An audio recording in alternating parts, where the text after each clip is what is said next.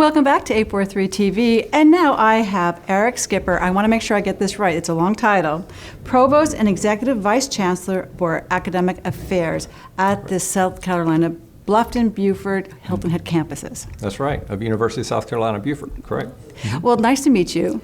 Thank you, Kathryn. It's good to meet you. So let's talk about the programs. I now we're through COVID. Give us an update about what's going on campus first. Yeah, we have always, like any university, we have lots going on campus.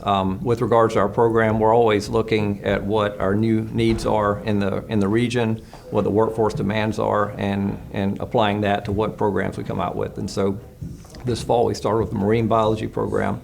It's a program that we get asked about a lot of interest there. Previously we've had biomedical, we've had coastal ecology, but now with the marine biology we hopefully can attract and meet the needs of a new group of students that are interested in that. Also, we're bringing on board the cybersecurity program, which is significant for the region, I think. We want to create a culture of tech entrepreneurship. We want to diversify the economy.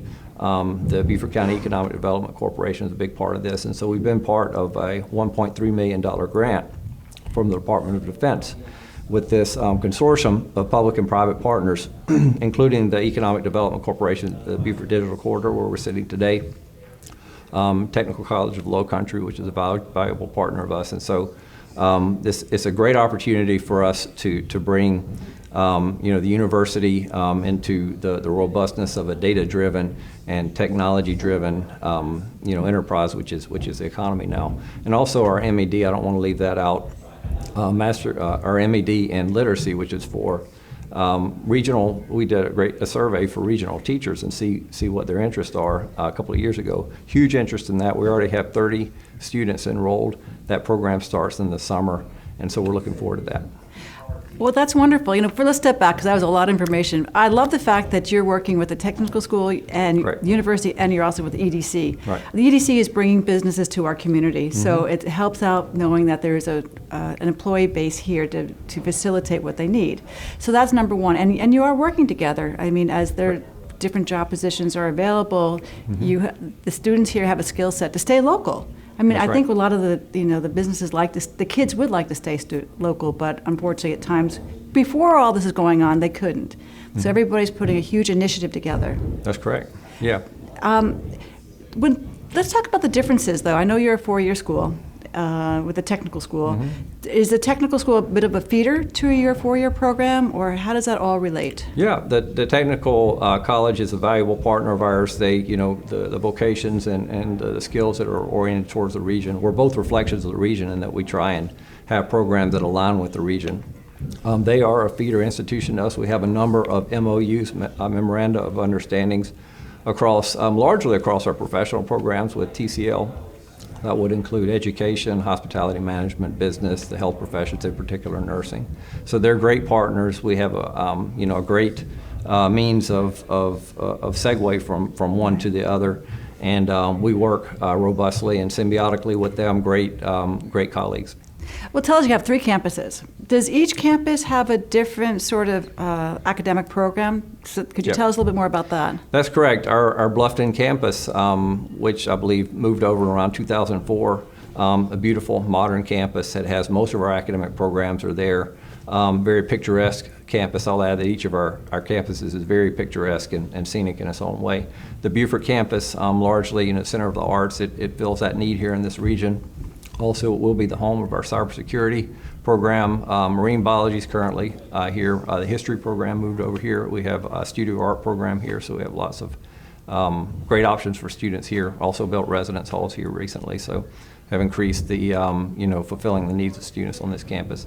And then at Hilton Head Island is a hospitality management program, so a wonderful vision of our previous Chancellor, Dr. Jane Upshaw, who saw the opportunity and the need there on the island. So we have a great facility for that. It's very interactive, very experiential learning based for our students.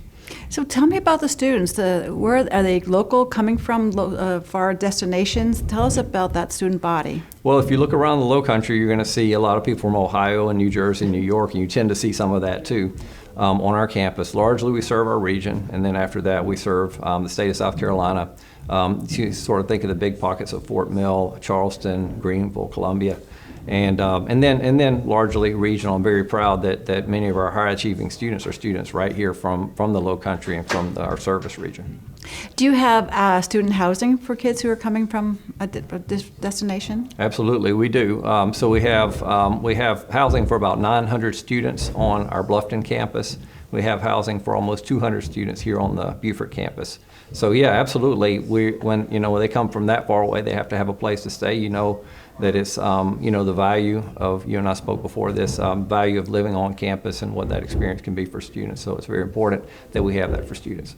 Well, it is true, and also it allows different kids from different states to meet each other, and I think that's really important as the development of any person. Absolutely. Because everybody comes from a different experience. That's a big part of the college experience is you're getting there and you're not meeting other students, other kids. You and I would say, like yourself, they're coming from a range of different experiences, different geographies, different income levels, and they get to meet and interact and learn more about themselves and the world. Exactly. And we have a couple more minutes left, so let me ask you one more time with the EDC. What do you think with the cyber program? Mm-hmm. How is that going to facilitate what's going on in our community as far as the kids and potential companies coming in? Right. So, we know what the staples of our current economy are. We also know we're moving forward. We talk about the fourth industrial revolution, the digitization of things, the increasingly technological nature of things. Everything now is every business. Technology is not an industry now, but rather all industries have to rely on technology, and so it's ubiquitous. And so with that comes security. The internet in the early days was merely for emailing, for sharing information, but as soon as it becomes a platform for purchasing and for storage of valuable information, then the security becomes a big part of it. And so we're anticipating cybersecurity is going to be as ubiquitous as, say, the psychology degree or the business degree 20 years ago. It'll be that big.